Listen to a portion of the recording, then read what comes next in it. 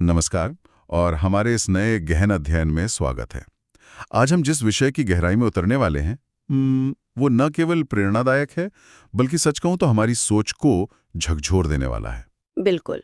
और हमारे पास जो स्रोत हैं आज। हाँ, रश्मि बंसल की बेहद मशहूर किताब स्टे हंग्री स्टे फूलिश के कुछ बहुत ही खास अंश हैं। जी, इस किताब की अब तक 3 लाख से भी ज्यादा प्रतियां बिक चुकी हैं। बिल्कुल।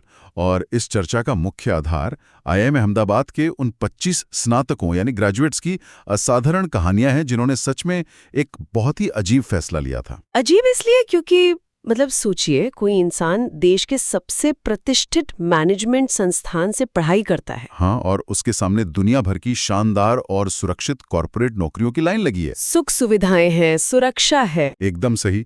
लेकिन वो उन सभी सुख सुविधाओं को ठुकराकर एक ऐसा रास्ता चुनता है जहां अनिश्चितता के अलावा और कुछ नहीं है। मध्यम वर्ग के परिवारों से आने वाले इन युवाओं ने दुनिया के स्थापित नियमों को कैसे तोड़ा, यही आज की हमारी चर्चा का केंद्र है। और यही इस गहन विचार विमर्श का सबसे महत्वपूर्ण पहलू भी है।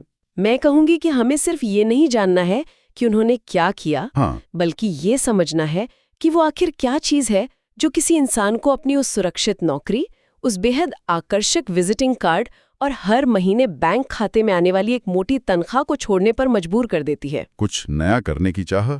जी, जो लोग सीखने की चाह रखते हैं उनके लिए समझना बहुत जरूरी है कि इन सफल लोगों ने शून्य से अपनी शुरुआत कैसे की।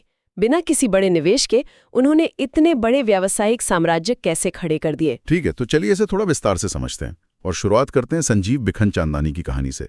Naukri.com का नाम तो सबने सुना ही होगा। हाँ, संजीव उसी के संस्थापक हैं। तो स्रोतों के अनुसार संजीव HMM नाम की कंपनी में काम कर रहे थे जो उस समय हॉर्लिक्स बनाती थी। ये एक बेहतरीन और सुरक्षित मार्केटिंग की नौकरी थी, लेकिन उन्होंने उसे छोड़ दिया। और आमतौर पर लोग जब नौकरी छोड़कर बिजनेस शुरू करते हैं तो कोई शानदार ऑफिस ढूंढते हैं। लेकिन संजीव ने शुरुआत कहाँ से की? अपने पिता के घर के सर्वेंट क्वार्टर से। उस जगह का किराया मात्र 800 रुपये महीना था। सिर्फ 800 रुपये? हाँ।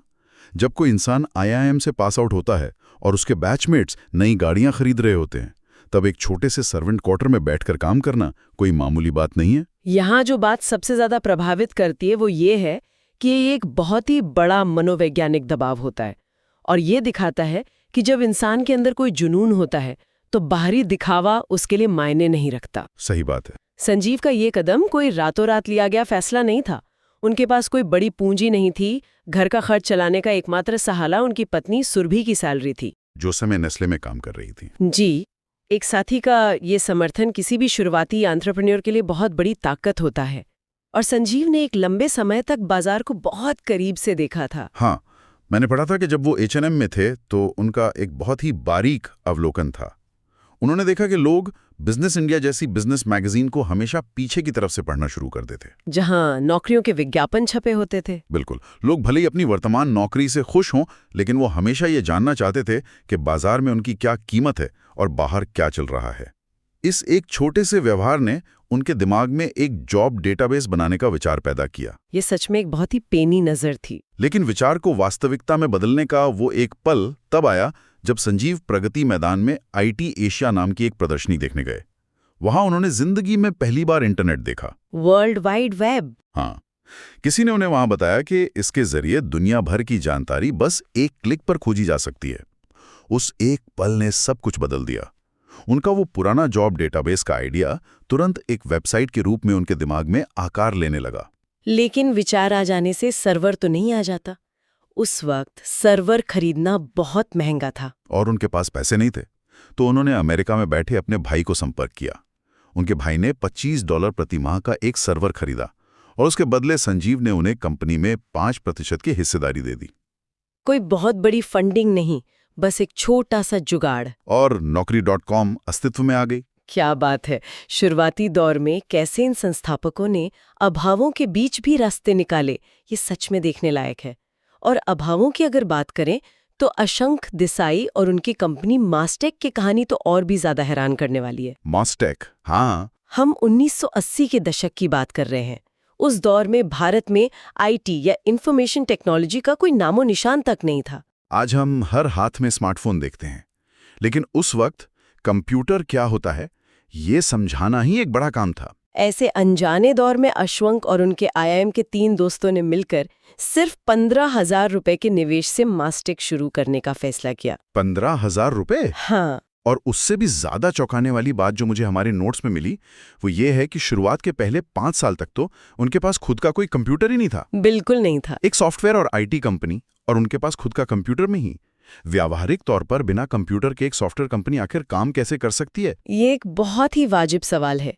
जब संसाधन बिल्कुल नहीं होते तो इंसान को अपनी कार्यप्रणाली ही बदलनी पड़ती है। चूंकि उनके पास अपना सिस्टम नहीं था, इसलिए वो ग्राहकों के ऑफिस जाकर उनके ही सिस्टम पर काम करते थे। मतलब ग्राहक के ऑफिस में? हाँ जी। दिन के समय जब ग्राहक के कर्मचारी काम कर रहे होते थे, तब अशंक और उनकी टीम कागज पर अपनी कोडिंग लिखते थे, और शाम को जब ऑफिस खाली हो जाता था, तब वो ग्राहकों के कंप्यूटर पर बैठकर उस कोड को रन करते थे। रातों रात जाकर? हाँ। और सिर्फ कंप्यूटर ही नहीं, बुनियादी संचार सुविधाएं भी नहीं थी। उस वक्त घाटकोपर में एक फोन लाइन का कनेक्शन मिलने में 15-15 साल लग जाते थे। तो फिर वो ग्राहकों से संपर्क कैसे करते थे? वो अपने एक जौहरी दोस्त की दुकान का फोन इस्तेमाल करते थे। जब भी कोई बिजनेस कॉल करनी होती, वो उस दोस्त की दुकान पर पहुंच जाते थे। ये सिलसिला तब तक चला जब तक कि उस दोस्त ने खुद तंग आकर उन्हें अपनी दुकान से बाहर नहीं कर दिया। कमाल है। अशंक और उनकी टीम पूरे 6 साल तक इसी तरह संघर्ष करती रही। वो मुंबई की लोकल ट्रेनों के 2nd क्लास डिब्बों में धक्के खाते हुए सफर करते थे, जबकि उनके साथ पढ़े हुए बाकी लोग मल्टीनेशनल कंपनियों में वातानुकूलित कमरों में बैठते थे। धैर्य और अपने विजन पर अटूट विश्वास के बिना ये संभव ही नहीं है। क्या हम सब में इतनी कमी सहन और अपने आइडिया पर टिके रहने का धैर्य है? यही सोचने वाली बात है। यहाँ कहानी सच में बहुत दिलचस्प हो जाती है, क्योंकि हमने अभी संजीव और अशंक के धैर्य की बात की, लेकिन कुछ लोगों में धैर्य की जगह एक अजीब सी बेचैनी होती है। बेचैनी? हाँ, और आर सुब्रमण्यन की कहानी इस बेचैनी का सबसे बड़ा उदाहरण है। कोई इंसान इतनी मेहनत करके आईआईएम से पास आउट होता है, उसे सिटी बैंक जैसी जगह पर नौकरी मिलती है जो उस दौर में किसी सपने से कम नहीं थी, और वो इंसान सिर्फ 15 दिन के अंदर उस नौकरी से इस्तीफा दे देता है। केवल 15 दिन में? हाँ, केवल 15 दिन। क्या ये एक तरह का पागलपन नहीं है? बाहर से देखने पर यह बिल्कुल पागलपन लगता है, लेकिन सुब्रमण्यन का दिमाग बहुत अलग तरीके से काम करता था। उन्हें एहसास हो गया था कि सिटी बैंक उन्हें बहुत ज्यादा आरामदायक जिंदगी दे देगा, और वो आराम उनके लिए एक सोने का पिंजरा बन जाएगा जो उनकी कुछ नया करने की भूख को मार देगा। बिल्कुल। उसी बेचैनी की चलते उन्होंने विश्वप्रिया नाम की एक फाइनेंस कंपनी शुरू की, और बहुत ही कम लोग ये बात जानते हैं कि आईसीआईसीआई और सिटी बैंक जैसे बड़े संस्थानों से भी पहले सुब्रमण्यन की कंपनी ने भारत में एसेट सिक्योरिटाइजेशन और आईपीओ फाइनेंसिंग की शुरुआत कर दी थी। रुकिए, एसेट सिक्योरिटाइजेशन और आईपीओ फाइनेंसिंग, एक आम इंसान के नजरिए से ये क्या होता है? इसे बहुत ही सरल भाषा में समझते हैं। मान लीजिए किसी कंपनी के पास बहुत सारे छोटे छोटे लोन्स हैं जिनका पैसा उसे सालों बाद मिलने वाला है। अब उस कंपनी को आज ही नकद पैसे की जरूरत है। ठीक है। एसेट सिक्योरिटाइजेशन में उन सभी छोटे छोटे लोन्स को एक साथ मिलाकर एक बड़ा वित्तीय उत्पाद बना दिया जाता है और उसे निवेशकों को बेच दिया जाता है। इससे कंपनी को तुरंत पैसा मिल जाता है।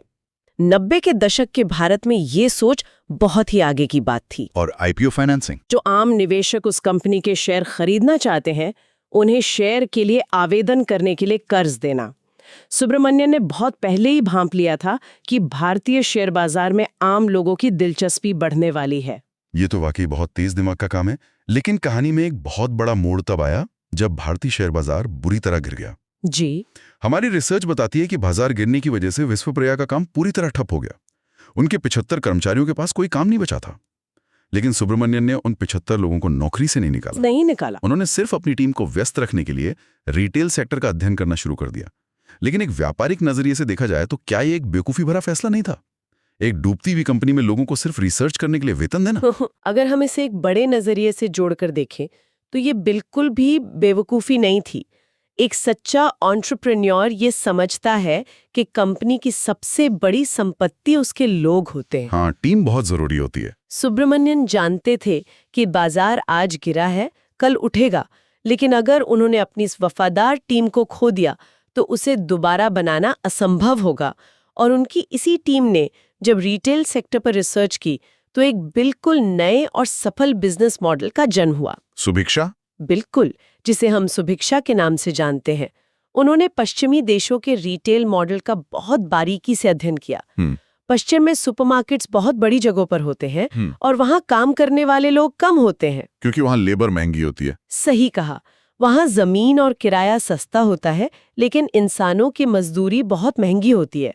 सुब्रमण्यन ने देखा कि भारत में स्थिति इसके बिल्कुल विपरीत है। भारत में तो रियल एस्टेट बहुत महंगा है, लेकिन लेबर काफी सस्ती है। इसलिए उन्होंने पश्चिमी मॉडल को पूरी तरह से उल्टा कर दिया। उन्होंने सुभिक्षा के स्टोर्स के लिए छोटी जगह किराए पर ली और वहां ग्राहकों की मदद के लिए ज्यादा कर्मचारी रखे।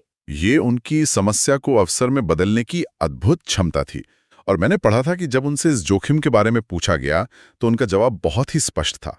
उनका मानना था कि उस उम्र में खोने के लिए उनके पास कुछ था ही नहीं।